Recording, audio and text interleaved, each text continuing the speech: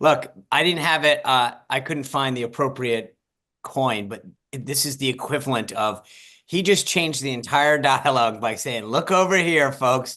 No one's talking about USAID. No one's talking about reconciliation.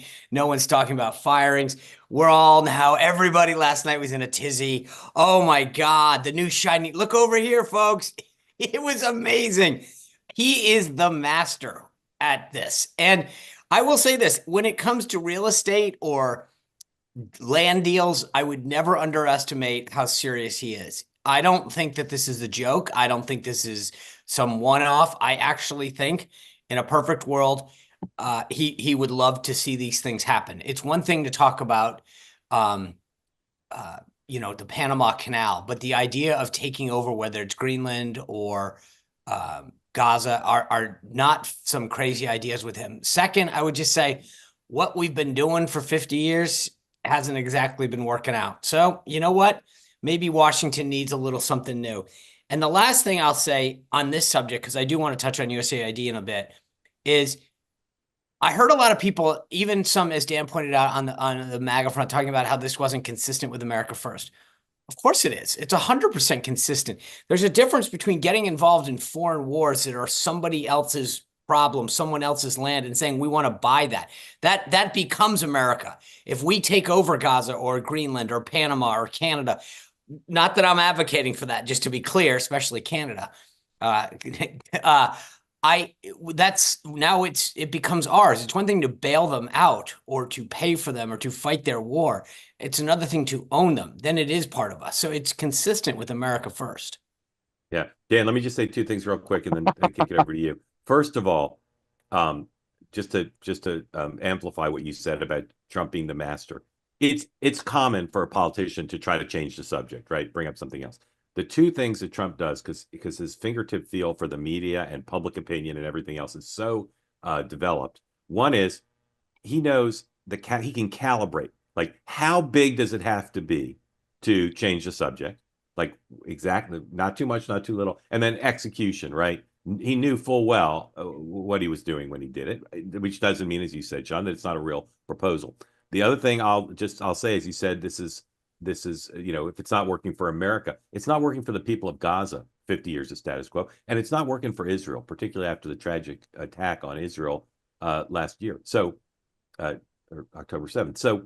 So I don't know that this will happen. I think they're going to have to get the Saudis on board. Obviously, there's lots of issues here, but people who think it's a stupid idea because it's new don't understand the ethos of what's going on. Can Dan. I, Dan, All can right, I well, yeah, please? sure. Go ahead. Go ahead. I apologize because I'm getting the age where if I don't say it, I'll forget it. So I don't mean to interrupt you, but I just two things. Mark said the word when.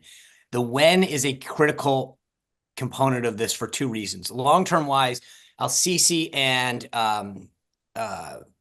I'm trying to think of whether it's Jordan, I think are all coming next week. So the when, number one, he planted this right before some major visits.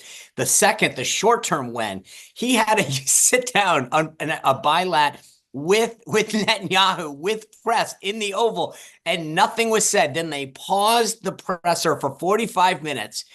And clearly Netanyahu was read into this because of so Trump, I mean, to Mark's point, the when was calculated. This isn't something that you just said on the colonnade, on the walkover. Hey, can I pull you aside in the medical office there? Because I got something I want to run by you. They held this back intentionally. And then he sprung it because the audience was bigger, the effect would be bigger, and he could pop it there. And Netanyahu was clearly read it, and you could tell by the expression on his face and the pronunciations of especially people on the right in Israel. They were so I just the word when was key to this. I apologize for jumping in. That's Dan, okay. all yours. Well, for everyone on here who constantly says we all agree too much, I totally disagree with both of you guys. I mean, usually, I'll go in order here. Usually when Trump tosses out the shiny red ball, I totally agree. He's the master at it. He tosses out a ball that the base loves. The base completely fractured on this. It wasn't just online. You had Senator Graham, Lindsey Graham, saying, I don't think people want their children in South Carolina going anywhere near Gaza. You had Josh Hawley come out and say, I don't want U.S. tax dollars would be better spent in America first. That it was almost a quote. it's not that it hasn't worked, guys, for 50 years there. Nobody's been able to make it work for 2,000 years there. And I mean, so just if you even say it's, don't take them literally, this is kind of part of a bigger play, energy, whatever. Who pays for it? Who builds it? The Saudis.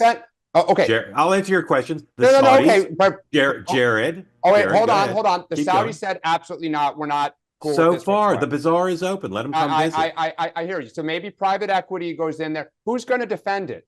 Saudi Arabia doesn't have the Dutch. Wait, hold on a sec, Mark.